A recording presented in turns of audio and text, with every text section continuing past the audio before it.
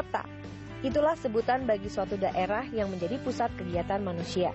Mulai dari pusat kegiatan politik pemerintahan, hingga pusat bisnis yang tak henti-hentinya memutar uang. Tak heran, kota besar selalu memberikan iming-iming kehidupan yang menggiurkan bagi orang-orang yang hidup di daerah sekitarnya. Hingga akhirnya, kota pun menjadi muara pergerakan manusia yang ingin mengejar mimpi menjadi orang sukses. Inilah yang dialami sebagian besar negara yang sedang berkembang, termasuk Indonesia. Nah, kalau sudah begini, berbagai masalah yang timbul akibat tingginya kebutuhan pergerakan manusia tak mampu dihindari lagi. Kota yang semakin penuh, ditambah lagi sarana transportasi yang kurang memadai, makin memperkeruh permasalahan. Akhirnya, kemacetan lalu lintas di perkotaan jadi harga mati yang tak bisa ditawar lagi.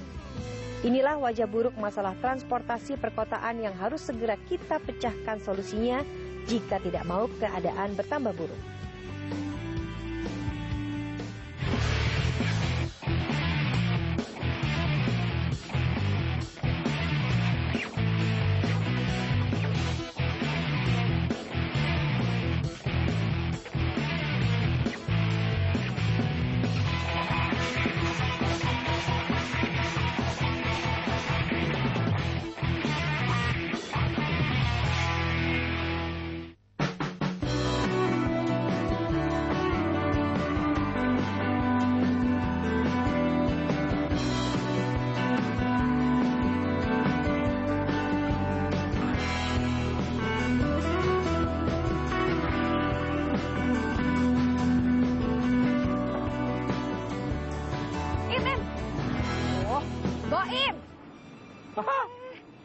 Boim.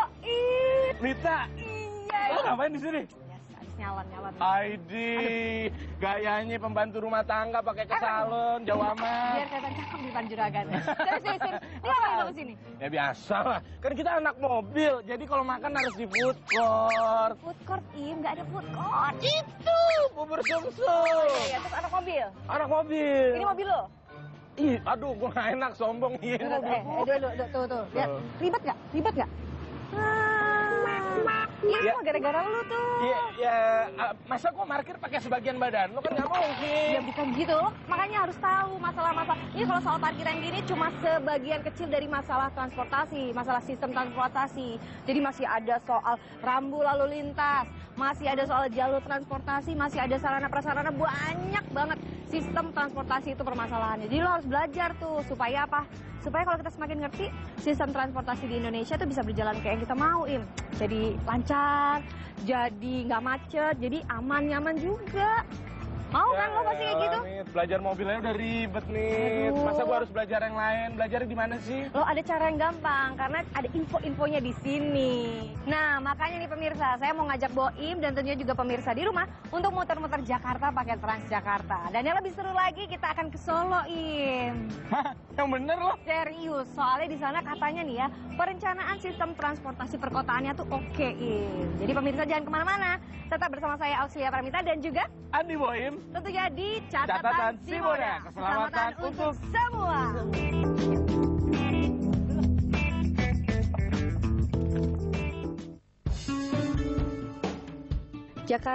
Jakarta. Sepertinya kota yang satu ini sudah hampir tak kuasa lagi melayani pergerakan jutaan penduduknya yang kian hari kian padat. Ruas-ruas jalanannya saja sudah tak muat menampung jumlah kendaraan yang kian bertambah. Mau lurus, macet. Mau ke kanan atau ke kiri pun, jalanan telah tersumbat oleh mobil-mobil yang berjejalan berebut jalur. Orang Jakarta memang suka bawa mobil pribadi. Entah alasan kenyamanan, keamanan, atau hanya karena gengsi. Mungkin ada baiknya kalau saya melihat langsung dari dekat sistem angkutan massal yang ada di kota ini.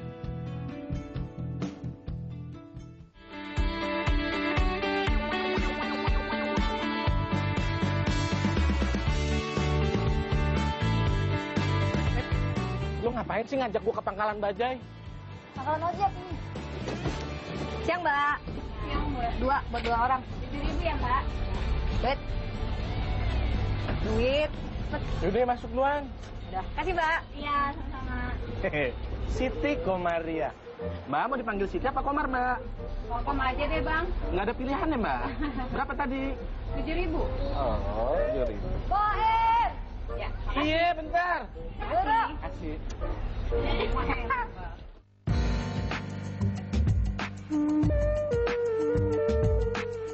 Ya, Bang.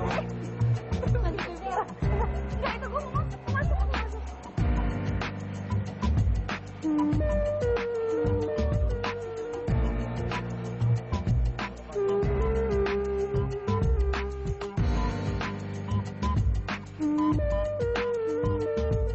Ya, beginilah situasi di Transjakarta kali ini lumayan padat.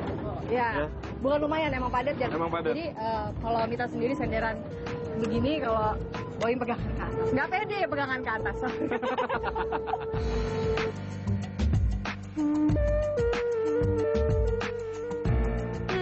Lumayan juga nih nyobain naik Transjakarta. Meski harus berdiri empet-empetan, tapi saya tidak kegerahan karena AC bisnya yang dingin. Dan yang penting, perjalanan tidak begitu membuat saya stres karena macet. Serunya lagi, rute Transjakarta ini memungkinkan kita untuk pergi ke segala penjuru kota Jakarta hanya dengan sekali bayar. Benar-benar praktis dan efisien. Misi Mbak, boleh nanya? Udah berapa kali naik Transjakarta? Sangat sering, Oh, sangat sering. Kenapa nggak naik mobil pribadi? karena macet. Oke, tujuannya kemana? Mau ke FX, Hah? mau ke FX Senayan. Oh, mau ke FX Senayan. Oke. Kalau itu kira-kira makan waktu berapa lama? Tadi naik dari Mana? tadi dari mana? Dari Jati Padang. Dari Jati Padang ke FX berapa lama? 45 menit 45 menit. Oke, dengan siapa? dengan gadis. Oh, dengan gadis. Kira-kira Mbak gadis punya obeng nggak? Punya obeng nggak? Punya. Punya lagi jawabannya. Jawabnya enggak dong. Soalnya kita mau minta pin BB, bisa.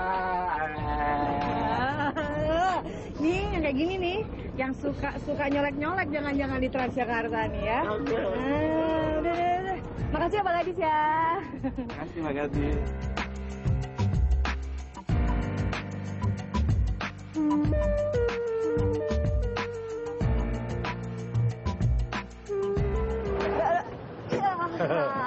Pemirsa, Sampai juga. tepatnya ternyata akhir dari Perjalanan kita. Iya, Sekarang kita mau nerusin perjalanan lagi nih. Oke.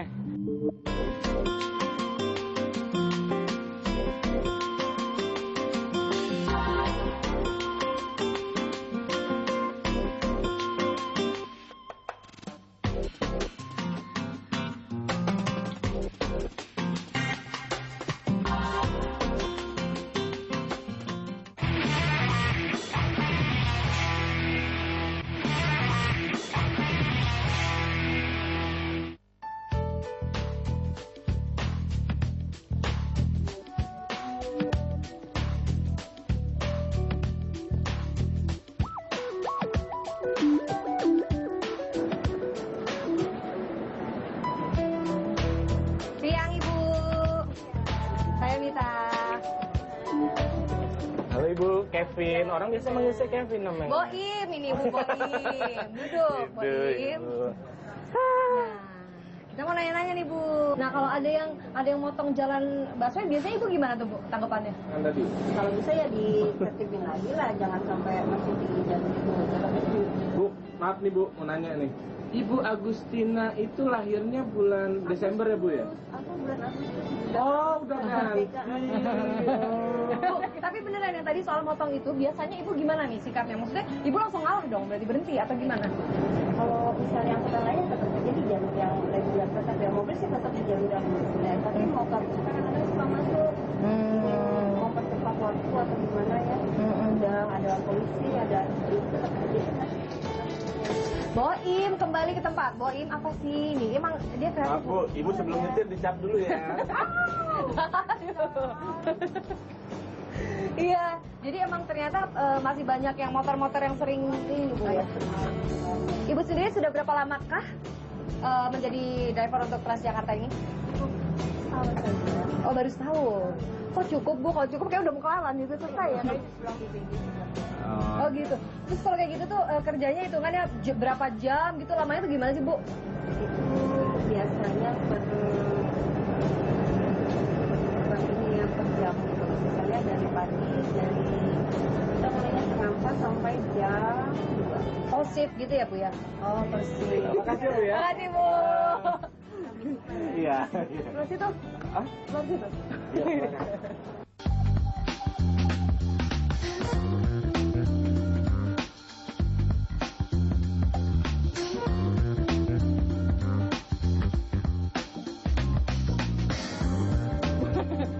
Selamat sore Pak.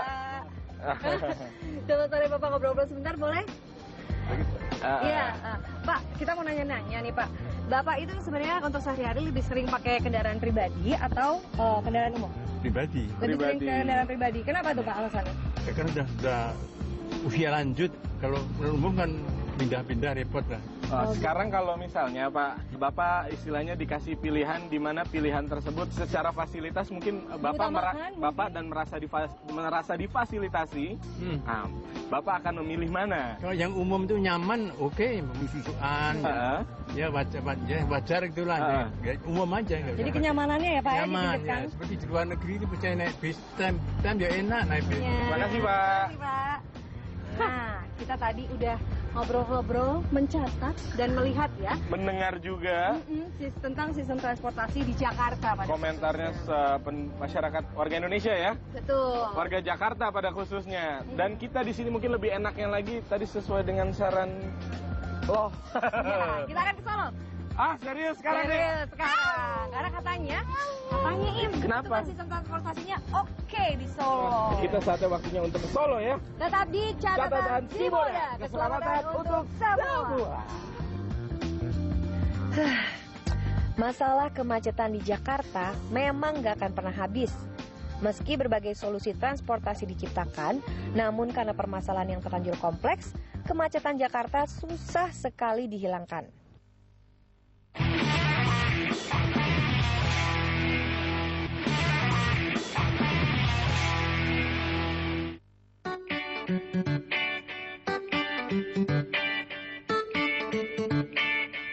Sekarang, saya dan Boim sudah sampai di kota Solo. Sudah gak sabar nih mau melihat lebih dekat sistem transportasi perkotaan di sini.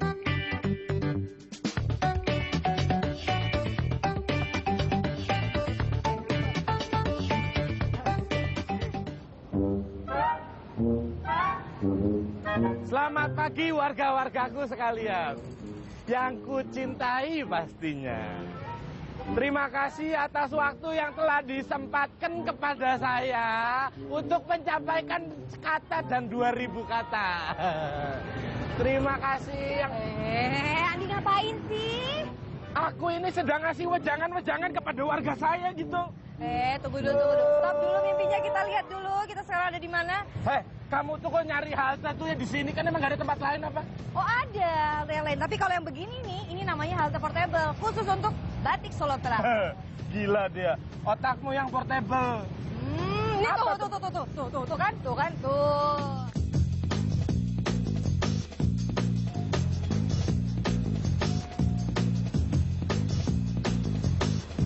Nah, perempuan dulu dong.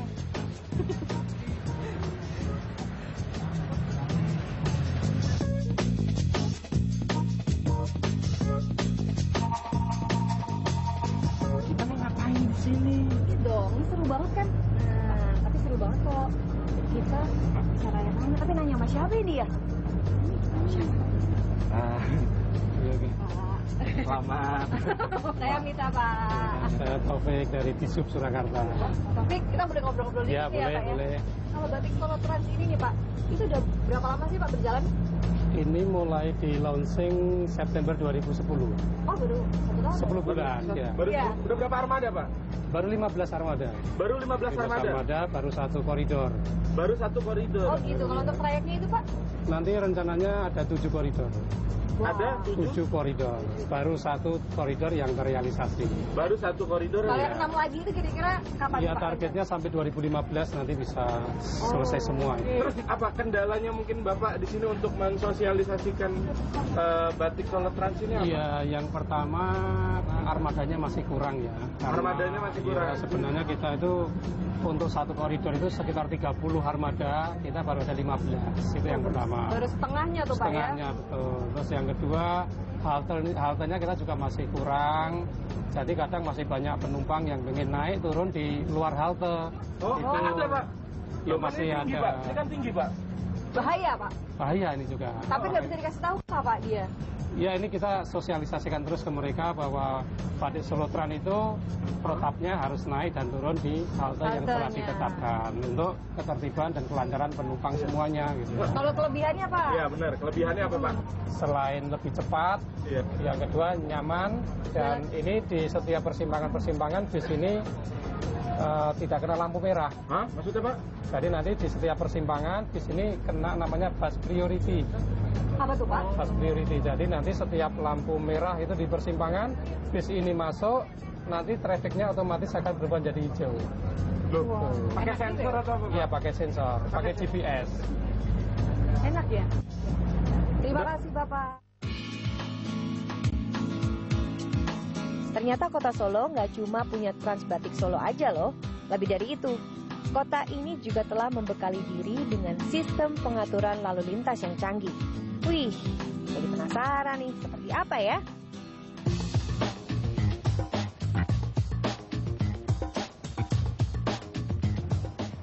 Kita ini sekarang lagi ada di tempat yang namanya TBC, Traffic Bottom Control.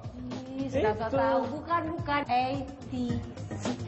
Area Traffic Control System. Oh, itu maksud saya, udah ganti ternyata. Udah, makanya. Ini, lo tau nggak ini namanya apa nih? Yang ada peta-peta begitu. Apa? Ini namanya GPS. Hmm. Itu singkatan juga. Apa coba? Tahu nggak artinya? Enggak coba. Coba kita tanya sama orang sini yuk. Nah, paling benar itu kita tanya dulu. Punten. Permisi gitu. Kenalkan Pak Boim. Bisa. Oh, Pak Hari. Ini mau nanya, ini semua traffic yang ada di Kota Solo ini bisa terpantau secara detail dari sini semua atau? Memang tahun 2000 sebelum 2010 kita namakan ATCS, Area Traffic Control System. Tapi setelah tahun 2010 kita ganti namanya ITS, Intelligent Transport System. Jadi sekarang dulu kita berpikir tentang lalu lintas dan lalu lintas, sekarang kita integrasi. Bukan hanya dengan lalu lintas tapi juga dengan Lalu lalang. dengan angkutan, dengan yang lainnya, dengan transportasi yang lainnya, layanan yang lainnya kita. Iya. Jadi ganti nama itu mungkin karena untuk lebih baik lagi gitu. Betul sekali. Mungkin mau ganti nama? Mungkin mau ganti nama? Oh enggak, ngerubah akte lagi dong nanti saya. Nah, kira-kira apa lagi Pak yang bisa dipantau dari sini langsung tuh? Apa aja? Oke, kita ada fasilitas satu lagi VFS, Variable Message Sign. Di Kota Surakarta ada 2 lokasi, di depan Rumah Sakit Muasi dan di depan Stasiun Purwosari. Memberikan informasi tentang kecepatan, data kecepatan live update ada di sana karena kita pasang speed camera detector. Kamera detektor kita pasang untuk memberi informasi kecepatan di arah lalu lintas ke depannya, belok kiri atau lurus, kita beri informasi. Atau juga kemacetan dan sebagainya kita informasikan di sana. Dan juga semuanya terekod di komputer kita, sistem control room. Jadi memang teknologi ya udah top, udah top. Ini yang dibilang oke. Iya, oke. Oke, terima kasih Pak Ari. banyak, Pak Ari, ya. Terima kasih waktunya untuk ngobrol-ngobrolnya. Terima kasih banyak. Selamat bekerja. Selamat bekerja, selamat bekerja. Yuk, kita langsung. Oke. Pemirsa, kita udah selesai laporan dari ITS ya. Sekarang kita coba cari tahu lagi dari mungkin dari narasumber di sini ya nantinya. Betul dong pastinya nanti. Makanya tunggu dulu.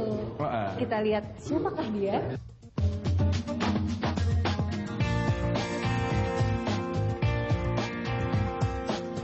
Ya, pemirsa, sekarang kita sudah bersama Bapak Joko Setiowarno. Nah, beliau ini ahli transportasi di Indonesia, salah satu pakarnya nih. Salah satu expert yang ada di Indonesia. Makanya kita bertanya ke Bapak Joko. Selamat siang, Bapak. Selamat siang Pak, apa kabar Pak? Sehat Pak? Alhamdulillah. Dan kita pengen tahu sebenarnya sistem transportasi yang bagus itu sebenarnya gimana sih, Pak? Sistem transportasi yang bagus adalah sistem transportasi yang bisa menggerakkan mobilisasi orang dalam jumlah besar, tetapi tidak dengan kendaraan yang banyak. Harus disediakan public transport yang cukup bagus. Tapi tentunya kalau orang menggunakan public transport ini, dia akan menuju halte, ya. Nah, menuju halte tentunya orang biasanya berjalan kaki. Berarti harus menyediakan pedestrian atau trotoar yang humanis, ya, tidak banyak penghalangnya. Ya, sekarang kan banyak okupansi oleh PKL dan sebagainya, ya. Jadi dia pedestrian yang cukup bagus, ya. Kemudian juga mungkin tidak semua orang menggunakan kendaraan bermotor, tapi ada sebagian cuma dia perjalanan jarak pendek, dia sana menggunakan kendaraan yang tidak bermotor. Makanya kalau di Solo ini sudah tersedia jalur lambat, ya, itu bisa sepeda, bisa juga menggunakan becak umpamanya, ya. Dan Solo memiliki jalur lambat yang cukup panjang. Di Indonesia paling panjang saya kira, itu lebih kurang antara 26 sampai 30 km. Sebenarnya pemikiran ini kan bukan hanya kota Jakarta, tapi kota-kota lain, ya. Betul. Tadi saya katakan bahwa itu juga ada kepedulian dari pemimpin kota. Jadi kita jangan menunggu macet baru kita obati, tentunya ini harus dicegah, karena bagaimanapun nanti kota Solo akan mengalami hal seperti itu kalau tidak dilakukan sejak dini. Ya, nah, Solo sudah memulai sebagai kota besar yang kota tidak besar tapi penduduknya cukup banyak, ya, ini akan ke depan juga kalau tidak diantisipasi sejak dini itu akan terjadi seperti kota Jakarta. Ya, kalau sudah sebesar Jakarta itu nanti biayanya akan lebih besar lagi untuk mengatasinya. Nih, kalau kita lihat sistem transportasi yang ada di Solo ini kan bagus, ya. Nah, kalau itu menurut saya, kira-kira kalau menurut Pak Joko seperti apa? Ya, Solo itu kan kota yang terletak di tengah. Dia cuma satu hal, dia tidak punya pelabuhan. Sebagai kota yang sedang, ya, tapi dia sudah mau memulai menata transportasi kota. Dan Solo juga sudah dibuat sebagai model pengembangan transportasi perkotaan di Indonesia. Dan kota Solo paling banyak dikunjungi oleh wilayah di Indonesia untuk sebagai model. Jadi nggak perlu keluar negeri lagi. Jadi nggak perlu ke Singapura, cukup ke Solo. Oke, terima kasih banyak Pak Joko sudah meluangkan waktunya untuk ngobrol-ngobrol sama kita. Oke, jangan kemana-mana, tetap di Catatan Si Moda. Pada perjalanan kali ini, saya dan Boim mendapatkan banyak sekali catatan yang pastinya berguna bagi masyarakat. Bagaimana sistem angkutan perkotaan dikembangkan untuk meningkatkan kualitas hidup warganya, meski kendala masih saja ditemukan di sana-sini. Seperti kota Jakarta yang pengembangannya terus dilakukan, namun bukan berarti tidak ada pemecahannya. Dan kami yakin, sistem transportasi perkotaan ini akan terlaksana dengan baik jika ada kesinambungan secara konsisten antara pemerintah dengan warganya. Ternyata menangani masalah transportasi di perkotaan benar-benar pekerjaan rumit yang menuntut kesadaran serta tanggung jawab dari semua pihak. Meskipun pemerintah terus berupaya keras memperbaiki sistem transportasi, tapi kalau kesadaran serta peran serta masyarakat tidak mendukung, apalah artinya usaha tadi?